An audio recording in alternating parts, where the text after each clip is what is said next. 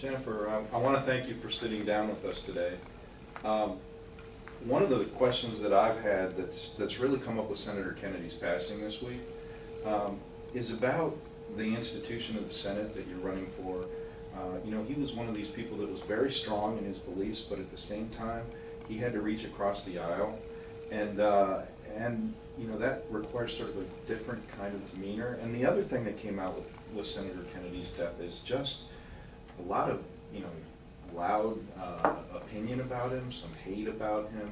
And I know that, you know, in politics today, there seems to be sort of a different type of tone to politics. I wondered, you know, how have you experienced this in your time? As Secretary of State, there was a lot of acrimony about the way that I was implementing the laws. So when folks saw that you could register and vote on the same day for about a 5 to 7 day period in the early voting period before the election, I was affirmed on that by 2 courts, state and federal, and people still didn't like it, and so eventually it made its way to some of the mass media, national TV, and the next thing you knew, I was being called someone who was promoting voter fraud, and next thing you knew, death threats were coming into the office, and the next thing you know, these 2 guys in trench coats became my best friends because I had the Highway Patrol guarding me for 7 weeks, and some of the most wonderful people you could ever imagine, but it really was mind-boggling to think that election administration could lead to something like this. But I looked at a video last weekend of Senator Kennedy. In some of his earlier days, I believe it had to do with busing, and he was in his own state and people were throwing things at him, and he was showing great dignity and great compassion, understanding that they were very angry and not lashing out at anyone. And that's the way that I attempted to conduct myself last year as well. And it's very good training for when you're dealing with people from all walks of life with all different kinds of points of view. Now, when I was a common pleas court judge in Franklin County, I wanted to start a program that was something we had never done before. They had tried 12 years before, they hadn't been able to succeed. And there were 5 Democrats on the court and 11 Republicans, and I managed to get everyone unanimously to sign off not only on doing the program, but on how we were going to do it. And so it takes being able to step outside of yourself and knowing what you believe and knowing where your limit is on where you're going to compromise, but also being kind and willing to listen to other points of view, seeing where there may be some flexibility where you could meet both sides' needs so that you can achieve some kind of consensus and you can get something done. That's something I've had to do with boards of elections, with the legislature, and moving into the U.S. Senate, into that type of an environment would be a natural fit. Speaking of the Senate, obviously the big issue, which hopefully you won't have to face, is health care. You've come out very strongly for the public option. You know, we're heading into a period in the next week or 2 on health care and the health care debate where really a game of 6 seems to be holding things up in the Senate on some of the president's proposals. What's your take on it? I know you're strongly on the public option. Why do you think that is important, and do you think that there is a compromise without it? I don't see how health care reform can succeed without a public option. Seems to be, whether it's intentional or not, there seems to be this propagated myth that a public option is something that we've never experienced before in this country. We've been dealing with it for more than 40 years and quite successfully, and that would be in the form of Medicare. When they talk about, some of these ads talk about socialized medicine, what they're referring to is the government actually supplying the health care, like a government clinic. Well, that would be like the VA. I actually talked to someone yesterday on the phone who said, 69 years old, he said, well, I go to the VA every once in a while to stay in touch, but I really do think the government should stay out of health care. And then when we talked about the public option, I said, well, you have it with Medicare. And he said, well, Medicare is covering more than it was supposed to. And so sometimes I think people come up with these things. But in the end, because the situation is so dire, with anywhere from 45 to 47, you hear different numbers at different times, 1 million people without health insurance, someone statistically in that group is going to experience some catastrophic illness or accident They're going to need to go to an emergency room, they're gonna need to get care.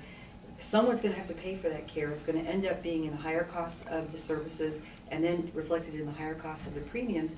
And the way that the for-profit health insurance companies will account for that so that their CEOs can make their bonuses and that their shareholders can get their dividends is to find other ways to cut costs. And that will be to minimize coverage, create more pre-existing conditions, and shut more people out of the system. And then it becomes this cyclical thing that's just going downward and downward. And at some point, the system will break if we don't step in and provide some kind of relief. A public option gives those 47, 45 million people the opportunity to choose a decent form of health care coverage. And in the process of this deliberation and this compromise and consensus that we were talking about in the last question, if we have to say incrementally, here's how it will be implemented, and here's who can choose it, or under these circumstances, there may be ways to do this without violating equal protection, without bankrupting insurance companies, because any kind of change is going to have to occur gradually. But if we let it go much longer, any kind of change that will come in will have to be very sweeping change, and that doesn't seem to be what people want, even though they seem to have voted for change last election. One question, and I'm going to ask you to put your Secretary of State hat on. And I know that ProgressOhio filed the complaint, or I filed the complaint in the Husted Residency matter, and I know that it's in court, in the Supreme Court, so it's hard, it limits what you can say. But I do want to ask, because the impetus was that there were a number of kids from those vote from home voter registration folks here in town, and they have since been litigated. They actually went through the prosecutor's office on a voter fraud charge. And when we filed the complaint with then Speaker Husted, it was really because of those vote from home kids. It seems as if the different jurisdictions in the state seem to be dealing with that residency law different ways. In the case of the vote from home kids, they've already sort of gone through the whole legal process. Is it different? Is the law different? And is it being implemented differently? Well, there were some differences in the Husted case in that he is a state office holder, and there is a specific statute that allows a person to continue to vote in the jurisdiction where they came from, even though they may be working in Columbus. So the Republican argument was that that is what saves his residency question.